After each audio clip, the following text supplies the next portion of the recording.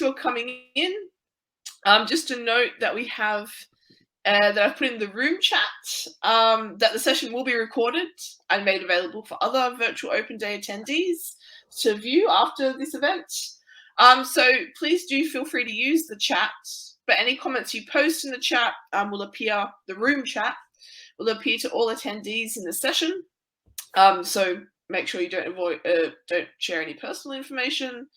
If you put comments in the Q&A chat, these will only appear to the moderator. Yeah, and so if you want to view the session with subtitles or read a transcript, you can email us, and the details are in the chat box. And yeah, we do hope you enjoy the session. So we might sort of kick it off by introducing ourselves. My name is Claire Rowan. I'm an associate professor in Roman history here in the department. I specialize in Roman history of the 2nd and 3rd centuries AD. I also do a lot of work with numismatics, so the study of money. I'm also the director of graduate studies, so the person who will be viewing your applications should you choose to apply to us. David. Hi everyone, I'm Professor David Fern. I'm Professor of Greek here in the department. I'm also Deputy Head of Department and Director of Education, so I oversee a lot of the strategic and practical things behind the scenes. I'm also co-director of the Taught Masters course in Ancient Literature and Thought with Victoria Reimel, who's Professor of Latin. So I'm here today in all kinds of capacities. Rebecca, do you want to introduce yourself as well? Yeah, hi, I'm Rebecca. I'm a master's student studying ancient visual and material culture in Rome, which is masters. But I also did my undergrad at Warwick. I did ancient history and classical archaeology. Thanks, Rebecca. Rebecca just explained to us that the internet has died at her house, so she's quickly run somewhere public to access internet. So that's why there's quite a bit of background noise going on there. But you know, we always press through, so we will continue to press on. So just for those who may have just arrived, just to note, there's some information in the room chat. If you do have any questions or that you want to ask during the session, do type them in the chat. Otherwise, there'll be opportunity also at the end. So we thought we'd start off, well, I chose this sort of mosaic to begin our session today, just to sort of illustrate the veritable feast, the banquet that we offer in terms of master's degrees at Warwick, here in the Department of Classics and Ancient History. But I thought it might be sort of a good idea to kick off with thinking about like why undertake postgraduate study. So you might be thinking about doing a master's straight after your undergraduate degree. You may have taken some years out. And so really, I think, what we think a postgraduate degree really offers you is the chance to study your favorite topic in more depth and also enhance your skills either towards further research, for instance, pursuing a PhD or a career in research or academia, but also more widely. And those who do our masters go on to sort of a variety of careers, for instance, in the heritage sector, in libraries, teaching, the civil service, public engagement. And we do try and sort of offer a broad experience to our students when they come to us. I think it also helps, as a master's student, you begin to sort of get a feel for research and the particular research that academics conduct in a particular department. And it really does offer you the opportunity to get closer to the academic research community. So you might have the opportunity to share in ongoing original research projects. And also, I think, a master's really does offer you the opportunity to explore really topics that I would hope we will all hopefully enjoy now that seeing as we're here in this room.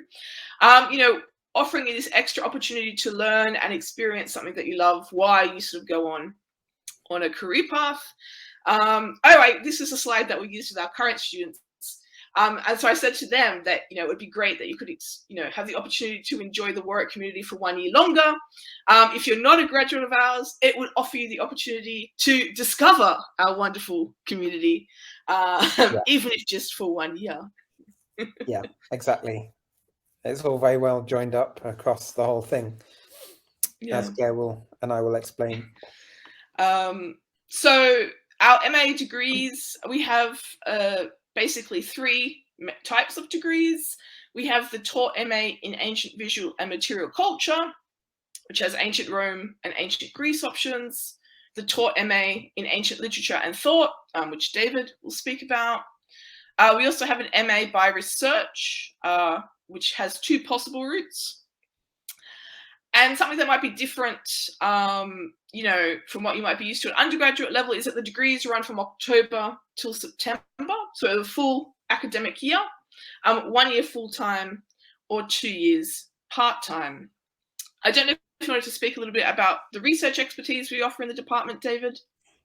Yeah, so I guess our research strengths cover 2 very broad areas. So one area of specialism is ancient visual and material culture, and one area is ancient literature from a kind of more kind of comparative and theoretical direction.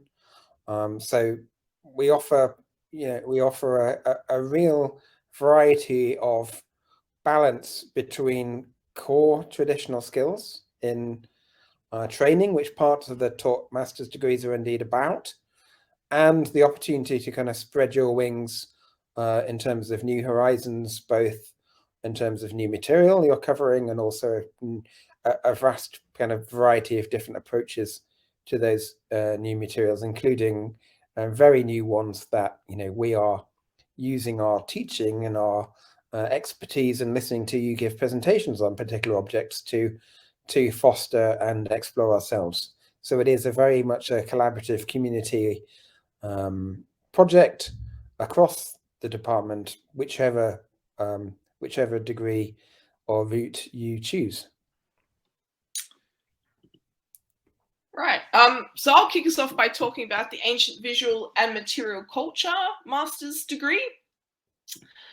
So there are 3 options for this. There is the straight up Ancient Visual and Material Culture, and then there are 2 variants. There's a Visual and Material Culture of Ancient Rome, which includes a module that you take at the British School at Rome. And then there's the Visual and Material Culture of Ancient Greece, which includes a module that you take at the British School at Athens. So just to talk a little bit about what the module choices involve and what type of study would be involved in this degree. So the core modules, so the compulsory modules, are the approaches to ancient visual and material culture. And in that module, like pretty much all the master's modules we offer, this is taught through 2-hour seminars, this one in term 1, and it's assessed by a 5,000-word essay. And essentially the topic of the essay is up to you as students to develop according to your research interests. So it really is an opportunity for you to pursue what you find most interesting in connection to the module. It also involves a dissertation of between 15 and 20,000 words, which is mostly written over the summer from June to August. The degree also offers you the opportunity to study a language, and there's quite a wide variety available. You could choose to do ancient Greek or Latin at the level that you have. So if you've never done any, you could do it at beginners. If you've done some Latin or Greek already, you can pick it up at intermediate or more advanced level. And that's basically, that's 3 hours of class per week. You also have the opportunity to do a modern language if you preferred. So particularly if you were going to go to the British School at Rome, you might pick up beginner's Italian or more advanced Italian if you already have beginners. We had a student last year who did German as well, which is quite useful for ongoing research careers. So it's really an opportunity to really develop your skills in that area as well. So in addition to these core modules, there are 3 optional modules to choose from. And again, this is seminar work, and a 5,000-word essay is the assessment. So the modules are approaches to ancient art, ancient numismatics, so the study of coins, which we're very proud actually to be able to offer in the department. Not everywhere teaches this. And classical epigraphy, again, a really important specialization that we're really happy to have in the department, taught by experts in the field. You also have the opportunity to do a module outside the department if you wished. So in the past, students have chosen a master's module from history, or the Renaissance studies, or history of art. Though I think most students are tempted to it's already quite a wide selection. So just to sort of explain a little bit, or elaborate a little bit further on how sort of studying at postgraduate level might differ from what you're used to at undergraduate level. So really, these are student-led seminars and debates, where students sort of present on a particular topic, and sort of we engage in vigorous discussion. We will provide you training in subject-specific skills like epigraphy or numismatics, but you really then do have the opportunity to follow your own research interests in terms of developing your assignments. So it might be a little bit more independent learning than what you've been used to date, but I think, as Rebecca will attest later on, it's very, very useful in terms of building a research career and a variety of transferable skills. So I've just put down some sample essay topics that students have come up with in previous years. So Roman women and the language of praise in inscriptions, an essay question on Western museums and how they use material from the Near East to promote ideas of supremacy. Someone decided to study to what extent has the Ashmolean Museum's 2009 refurbishment succeeded in achieving the museum's core objectives, and another essay that focused on Greek and Punic Sicily through coinage. So you can begin to see the different types of topics that students have pursued over the years. If you choose the Rome variant or the Greece variant, you would obviously then do a module as one of your optional modules at the British School at Rome or the British School at Athens. So the way that this works is that we can't guarantee you entry. We don't have omnipotent power over other institutions, but we support you with writing an application to the BSR or BSA, and we've had a very good success rate to date. And so we help you in supporting you applying to those institutions. And so if you are successful, you will have to pay a little bit more money. So for the British School at Rome, the module is an 8-week course where you go all over Rome. And I've put the 2022 rates down there. So it's €2,200 for a single room. And I would also say that that includes full board. So you get all your meals included for 8 weeks. And they have a lovely new chef there. And the food is quite delicious, I've heard. There are some bursaries also available. The British School at Athens runs a variety of different modules each year. And each year it sort of changes up what it offers. And depending on the length of the module and where it's based and who's teaching it, the prices will vary. So this year, the prices range from €750, and one of the most expensive module on the list this year is £1,100. But that doesn't include any board. You cook for yourself in Athens or go out to fine restaurants. And so there are also bursaries available for that. So essentially, yeah, we work with you in the first term in applying to these different institutions, and then you take sort of an insurance module just in case you don't get in. But as I say, we've got very good success in ensuring students are accepted. So a little bit more about the Rome module. As I mentioned, it's 8 weeks. It runs from April to May each year. And essentially you go around Rome and visit all sorts of ancient monuments, do seminar presentations on different monuments. There'll also be students from other universities there. There'll be talks from specialists. And essentially, you'll be given access to parts of Rome that aren't normally open to the public. When I was in Rome for a year, I tagged along on quite a few of these excursions. And so when I was tagged along on this module, we climbed Trajan's Column, talk about amazing graffiti as you go up, and went to a whole bunch of sites that are not normally available. So it's really an amazing opportunity. And also it's an opportunity to begin researching your dissertation, because the library at the British School at Rome is amazing. In Greece, the modules are based at the British School at Athens, although sometimes there is a module at Knossos that runs. And the modules are based on particular sort of areas like epigraphy, numismatics. I teach the numismatics module, pottery, which is taught by another one of our colleagues at Warwick, actually, Connor Trainer. And sometimes they even sort of expand out to things like Byzantine art and history, which I know is running this year. So they're shorter, more intense sort of courses. And again, you go to different sites, you visit different museums, different specialist libraries in Athens or in Knossos, and you get a variety of talks by different specialists. And similarly, it's a great opportunity to begin, researching for your dissertation. So I thought I'd throw up some feedback of what previous students who've done the degree have said. And they've noted that, this particular degree really is sort of well equipped to cater for anyone who wants to view ancient society through its art, coinage, inscriptions, its material and visual culture. So Leo had sort of come from a more traditional classics and literature degree, but he really enjoyed sort of the transition to looking at other types of material, and noted how supportive the department was in providing feedback and anything else that was required. And similarly, Jackie, who's gone on to do a PhD with us, in fact, also said that she found the degree really good. And she really actually enjoyed learning the language, which is assessed through a language dossier, which is slightly different perhaps than what you're used to.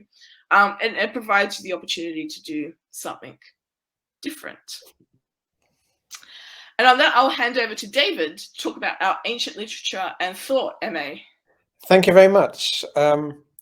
What I just wanted to say as the kind of bridge between what Claire was saying and what I will say is a couple of things. One is the way in which on the taught courses,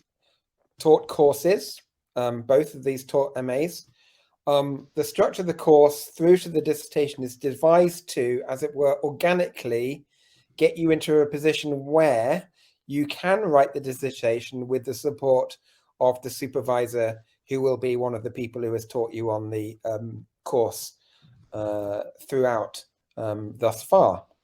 So you will have got used to the kind of interaction with staff in the weekly or fortnightly seminars, and working with them in language modules as well, and then moving into the more intensive period of working independently on the dissertation.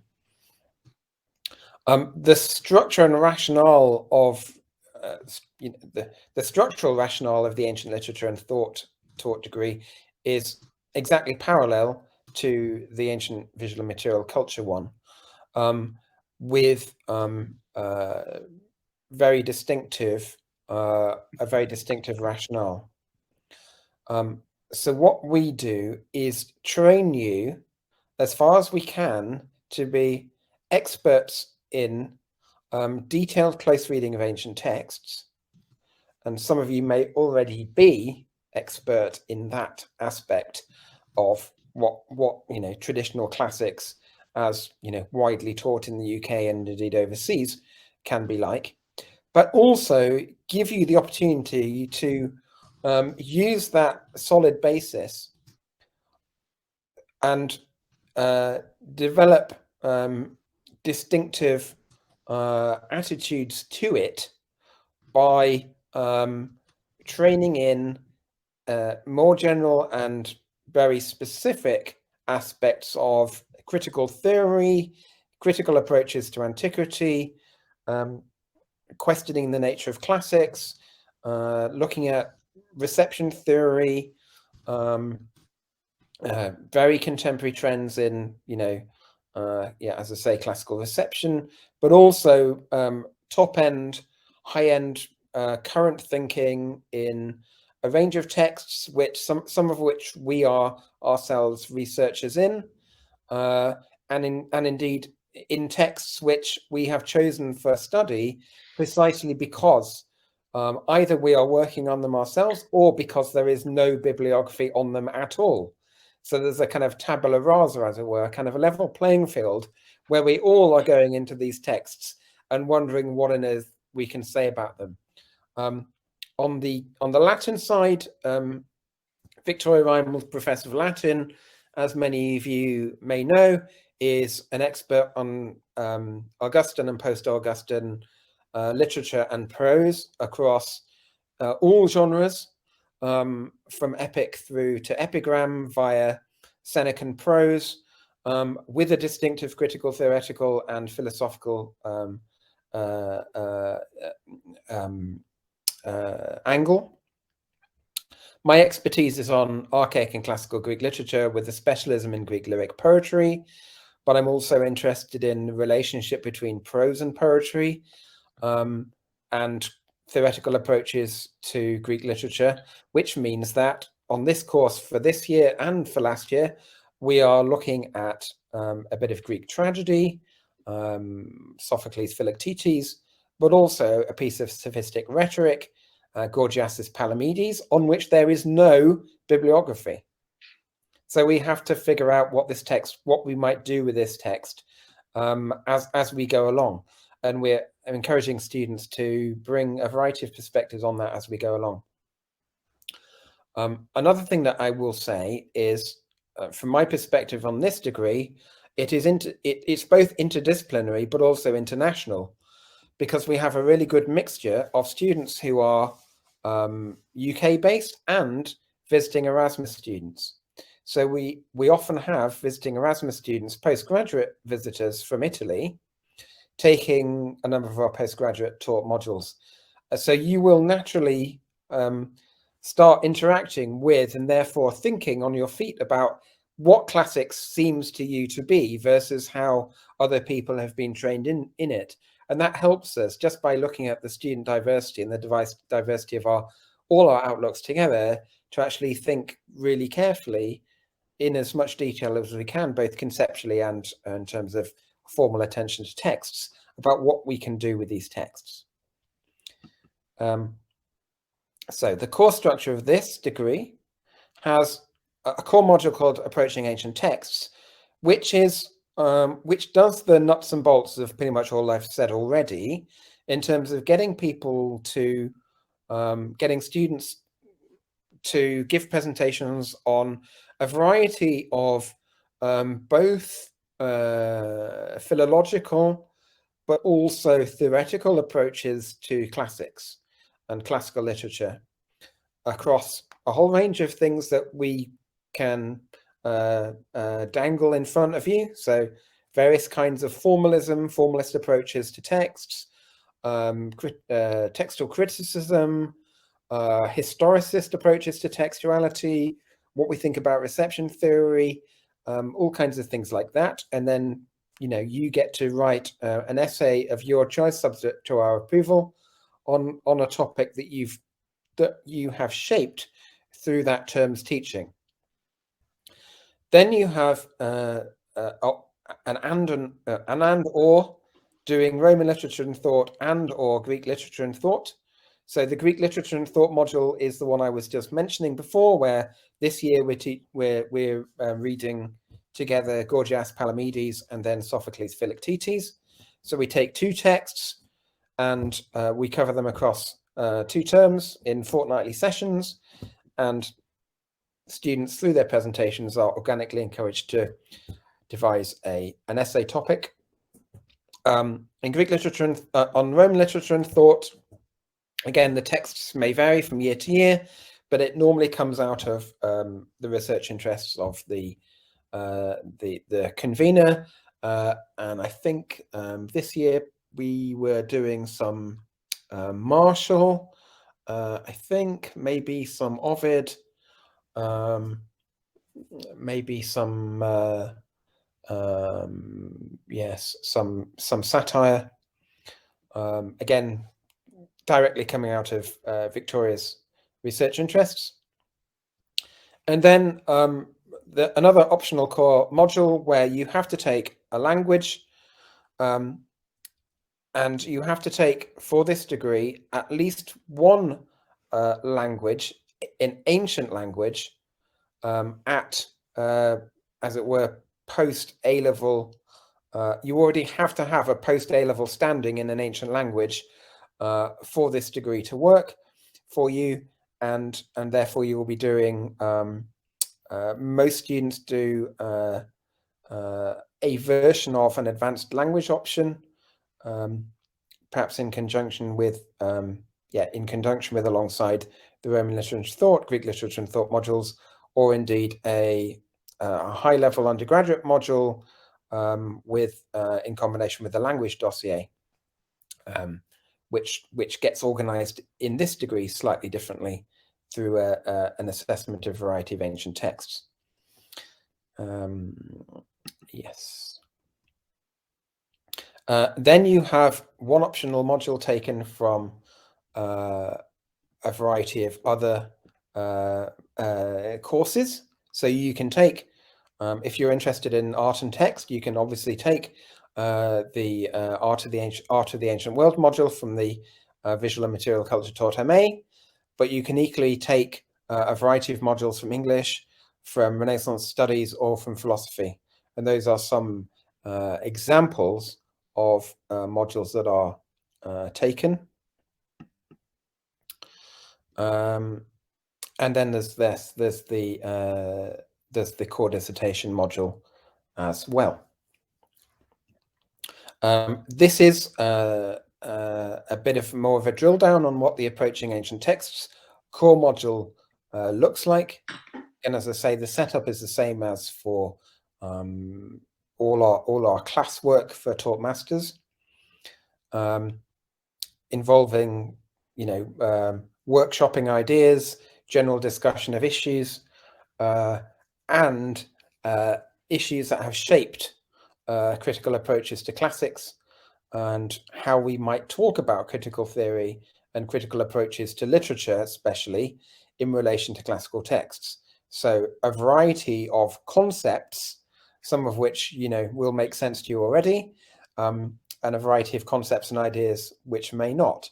So intertextuality, historicism, exemplarity, anachronism, fairly obvious, solid issues in classical literature, but a variety of others there that may need a variety of critical unpacking in order for you to understand where you are. And that's what the degree involves. It involves you presenting and thinking about ideas as we move along. We're encouraging you to engage with bibliography we recommend, but also to delve deeper into and explore things that we haven't suggested. So we often encourage students to provide presentations that are both directed at bibliography we've suggested and things that they've chosen, which are kind of, pushing the boundaries beyond what we have suggested ourselves as well. Some overall feedback on this relatively new course for us. We're very excited about teaching it because it's a real opportunity to make a distinctive difference to what the future of classical literature and classical philology might be in all those dimensions that I've already mentioned. So giving you really challenging you to think carefully about the assumptions you bring to studying classics at all, and being made to think about that carefully by thinking about how your individual interactions with bits of classical literature make a difference. And here's some feedback on the Approaching Ancient Texts core module. As you say, really interesting and useful feedback, showing you from a variety of perspectives that these students are coming from, how students naturally react to saying, wow, I never thought I could do this kind of thing, or be made to think or invited to consider these kinds of questions by being a classical philologist, essentially. how do I explore that, the gap between, that proximity to ancient texts, the traditional skills of philology, versus, that massively wide-ranging exposure to the history of inquiry and the future of classics itself. So yeah, it's a wonderful course. We're very proud to be able to teach it, and we really encourage applicants and enthusiasm from you all. I think I'll pass back over to Claire to talk about dissertation topics. Yeah, so we just thought we'd put up sort of a sample of the types of dissertation topics that students have done in the past for both degrees, actually, I believe. Yeah. So someone decided to look at the iconography of the Golden Age myth on Roman imperial coinage, the return of the new saeculum and the wonders it beholds. Someone looked at Camus' Caligula, and to what extent is this an intrinsically Roman play. Someone else decided to focus their studies on Suetonius and his approach to biography. Someone else took a more art approach, looking at the portrayals of mythological females in ancient Greek literature and art. So a nice combination there, sort of, bringing both texts and material culture together, which is a department we do all the time. Early imperial Latin literature and Gothic fiction, and receptions and the limits of timelessness in Euripides' Trojan Women and recent adaptations. Yeah, that's one I supervised just recently. It was a fabulous dissertation on a really interesting topic, which is both. I mean, that as a topic for the Talk Masters in ancient literature and thought is a really good demonstration of the kinds of things you can do. So it involved close reading of Euripides' Trojan Women in the original Greek. It involved scrutiny of receptions of the idea that play involved in very contemporary drama. It involved analysis of the current state of classical reception studies and the terminology that it sometimes relies upon, and blended all of those together into a dissertation that did ticked all of the boxes that this degree kind of involves itself with. So it was, and it was a really good dissertation, because it as it were stuck its neck out and challenged and pushed the boundaries of what you can do with, as it were, on the basis of reading a bit of Euripides. I would also say the person who did the imperial coinage thesis, which I marked if I didn't supervise it, it's also now been published as a book. He spent quite a bit of time converting it, but it's now a published book, which is quite cool to see. So the other option we have, in addition to the Talk Masters, is the Masters by Research. And so I would just preface this by saying we do encourage students to think about whether the Masters by Research is for you. The Talk Masters is sort of structured. You have classes, submissions, and a lot of engagement with other classmates and different members of the department. Whereas the MA by Research is what it says on the tin. It's essentially a master's where you conduct a piece of original research. And so there are two routes, which you don't need to necessarily declare when you're applying, but which we would ask you basically in your first week, which option you chose. One is a 40,000 word dissertation. So that's 1 year, 40,000 words. It's quite tough, I won't lie, because it can be quite a big jump from undergraduate level without any sort of guidance or scaffolding. I know I would be daunted by such a yeah, I would say this is very true. So actually a 40,000 word dissertation, having come out of an undergraduate degree, is a really big ask. The other aspect here is that it's examined, i.e. marked or assessed, not by anybody in the department. Because it's a research degree, it has an external process of examination and assessment. So although you don't get an in-person viva, it is marked by a nominated examiner rather than a member of the departmental staff who you might have been supervised or taught by. That does make quite a difference, I would say. So it actually feels to me more like a mini PhD than a taught master. So I again would kind of perhaps steer people towards the taught master's offerings. Yeah. We've sort of broken it down in the Route B option, where it's a smaller dissertation of 25,000 words, and then 2 essays of 5,000 words each.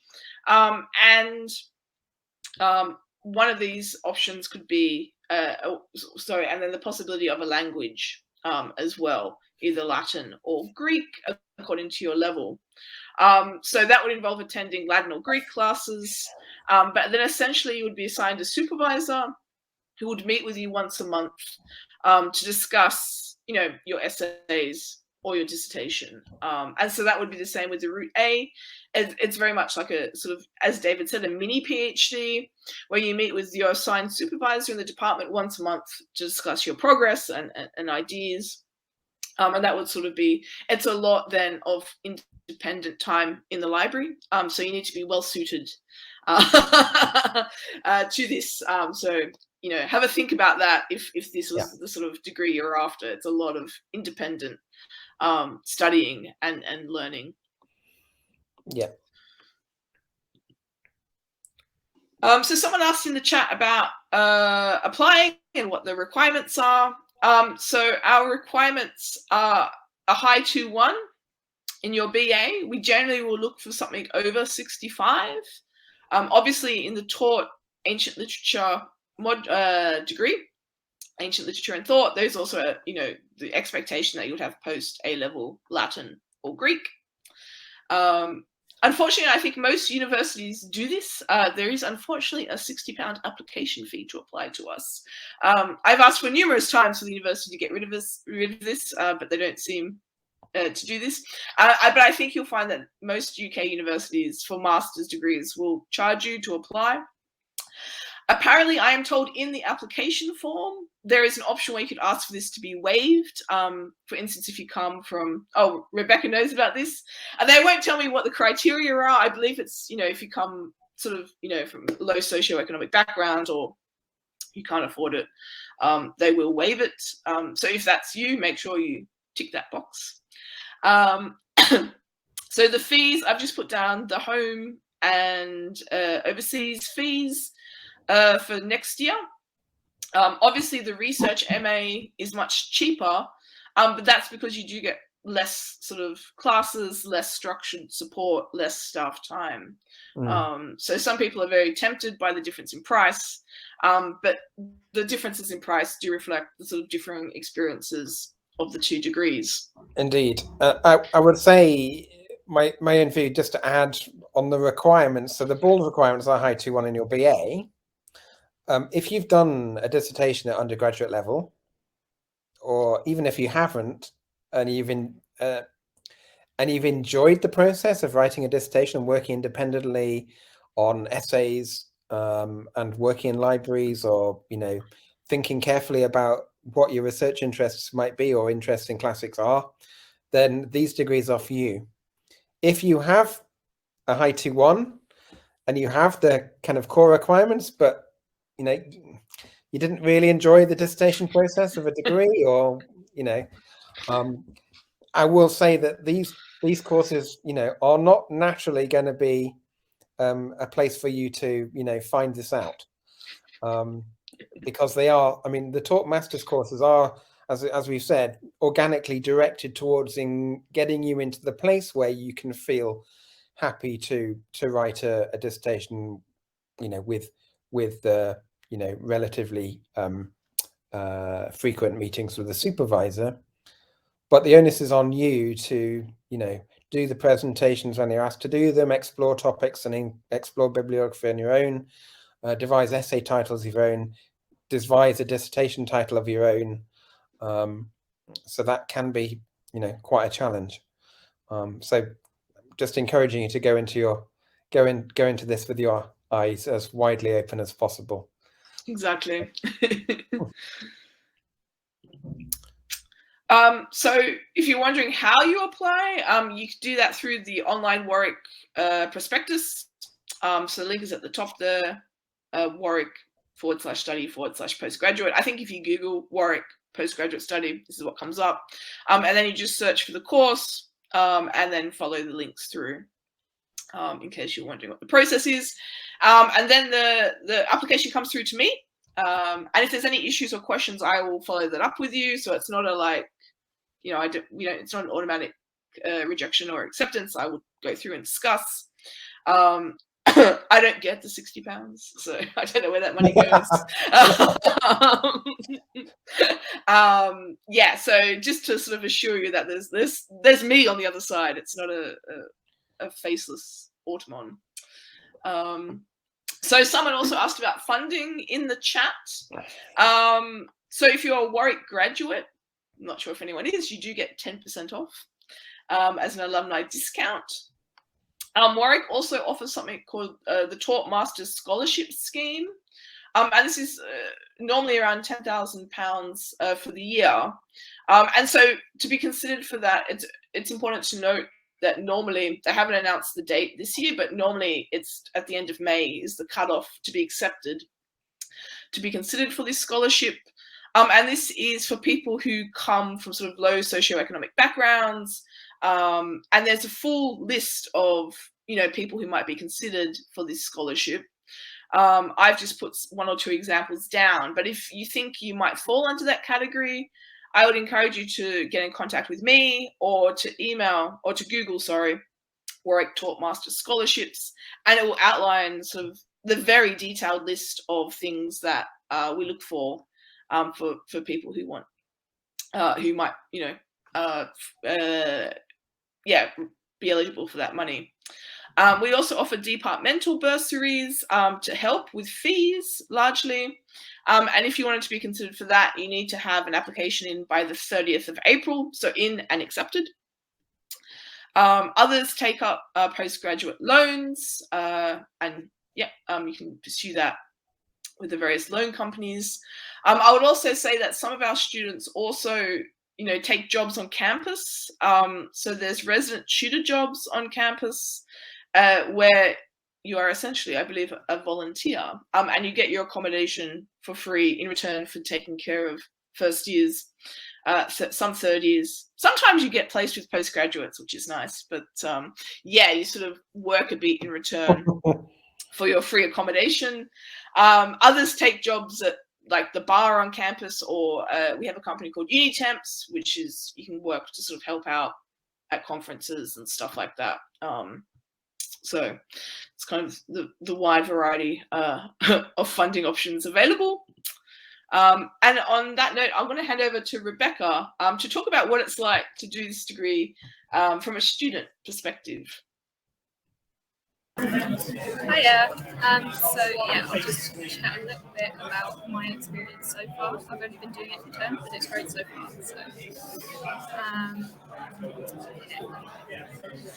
So Claire went over the structure before.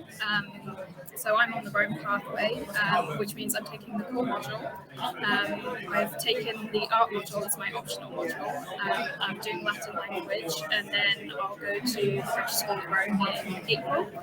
I can attest to Claire saying that we have a good success rate. I got my application back today, this morning, so good times. So the other thing I wanted to say is about the languages module being 50% exam and 50% the coursework. That really takes the pressure off, because I know some people feel a bit daunted by the fact that they have to do a languages exam. So if you're walking to the coursework, it's a really good way of doing it. So the core module, which is Approaching Ancient Visual and Material Culture, it's a really interesting module. 2 hours a week. I'm doing it for 2 hours a week for one term. I think in some years it might have been 2 hours a week but every other week, I'm not entirely sure. It's a 5,000-word essay. We've been sort of working with Zara, who is the module convener, and she's been having meetings with us to discuss the RSA titles before we actually start doing them, which is really helpful, so you're not completely left on your own to come up with something. You do have the support there, and it is something that you are really interested in personally, so yeah, it's great. The core module, I'd say, is really good just because it brings you up to speed if you're not sure on how to approach some more technical things. So if you haven't necessarily covered numismatics or epigraphy, and how to sort of cite a coin in your essays, and how to use the catalogues for epigraphy, we cover that in the core module, which is really, really helpful when it comes to writing your essays. And we have a couple of students in our class who haven't actually studied the ancient world necessarily before. I think one of them did modern history, and one of them was on the Renaissance pathway. So for them, this was really useful because it could bring them up to speed a bit. We've done a variety of really interesting topics. I've just put a few of them in there, but the museums lecture in particular was really interesting. So we got to discuss the ethics of museums and their mission statements, which everyone found really interesting. And then we went on a trip to the British Museum. We went around the museum and we each had an object and we had to present on it for about 5 to 10 minutes. So it was just sort of a test of our ability to do a close reading on an object in a very relaxed way. You know, we were all very chilled about it. It was great. So that's the core module. The optional module I'm taking is the art module, which is this year 2 hours every other week for 2 terms, and again it's a 5,000-word essay. What I like about the module is that it's really discussion based. I mean, I'd say the core module is also very discussion based, but the art module in particular, we are sort of coming to class each week ready to talk about things. And you can definitely pick things that you are interested in particular yourself. And although it covers both Greece and Rome, if you're more particularly interested in Rome, which is what I'm more interested in, you can talk about that, but then because there's other people in the class that are more interested in Greece, you get their input as well, so you're not completely just focused on what they've been shutting everything out, which I really like. It's a really good chance to research and present on something that you haven't necessarily studied before as well. So earlier this term I did a presentation on late antique and early Christian art, which is something that I knew a lot about, and before in my undergrad I wouldn't have necessarily said I was interested in it, but because I had to go away and research and present on it, it became something that I was quite interested in. And this module really expands in lots of detail on things that you might have touched upon in your undergraduate, but you haven't necessarily looked at in a lot of detail. So we might cover in one whole lecture something that you would have talked about very briefly for 5 minutes in an undergraduate module. So some of the ones that we've got on there, it's all based around a weekly theme. So we've done memory, divinity, that included some stuff on votives, which was really interesting. And in the coming weeks, we're going to be doing art and identity and funerary art, so I'm quite looking forward to that. So just after 1 term, I've already built up so many skills and I can see myself improving in a lot of areas. So I'm getting a lot more confident with preparing and giving presentations. To do them quite often. I'd say I've done about 3 or 4 this term already. But there's no pressure with them. They aren't assessed. You can go up to your lecturer afterwards and say, oh look, can I have some feedback? And that's really, really helpful, so I do recommend you do that. But the classes are so friendly, everyone's really non-judgmental. We always give each other a little clap at the end, which is really nice. We've been learning to look at material culture in a very different way compared to how we did it for the undergrad. It's a lot more in depth. You don't just look at the surface of an object, you really do look at everything and any context and how that might have affected it. It's just, it's really interesting.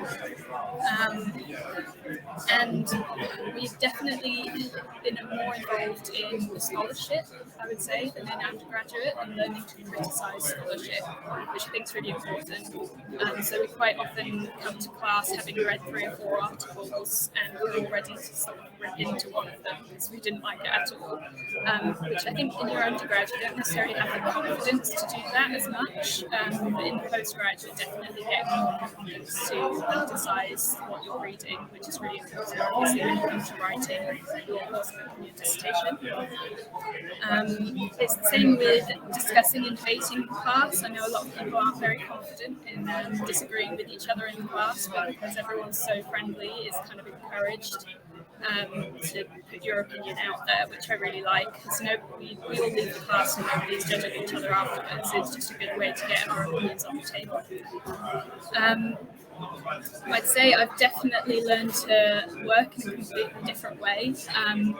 Although you are supported by the staff, there is the element that it is very independent, what you're studying. So you're going and it's your job to do the research, your job to put together the presentations.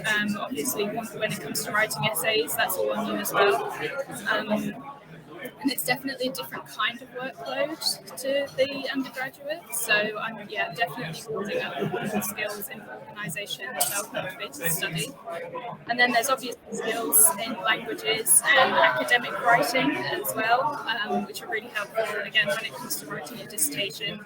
I think instead of writing what I would call a standard essay with a question, you're more doing like when you read an article by a scholar online on JSTOR or something, it feels more like you're writing that when you're doing a postgraduate. So it's definitely a step up, but it's also really, really helpful. And I feel like we're being pushed, but definitely in a good way.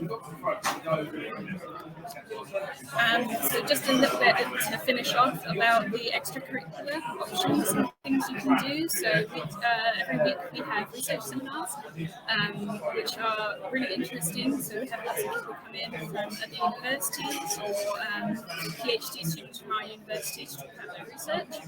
That's obviously really helpful, really informative, and it's just great to see what different people are doing. Because obviously once you get into your specific area of interest, you sometimes forget that other people are doing theirs, so that can be really interesting to listen to. There's also career building opportunities as well. So we've been sent things like helping out local schools with their Latin, if that's something that you're interested in, or helping local museums with their collections. So there's definitely some options there to help you build up your CV. There's also the SSLC, so you can liaise with the staff, discuss what you think might be good for the courses and for the department, and get some feedback on that. So it's definitely a way to get the student voice in. We also do the postgraduate Christmas party every year.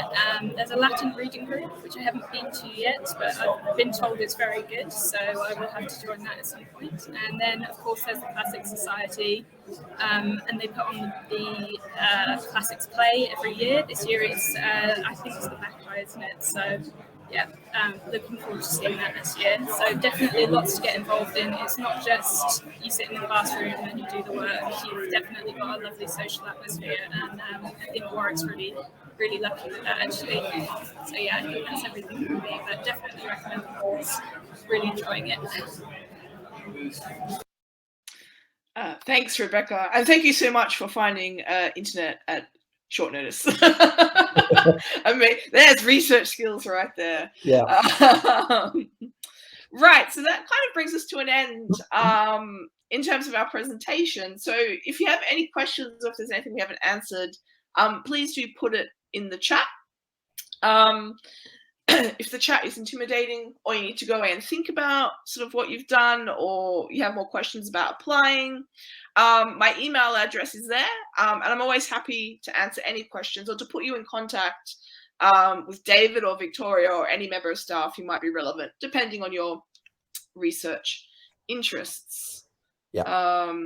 So to apply in the questions, we have a question about whether you have to present a research project. No. So when you apply, we really do just look at your previous grades.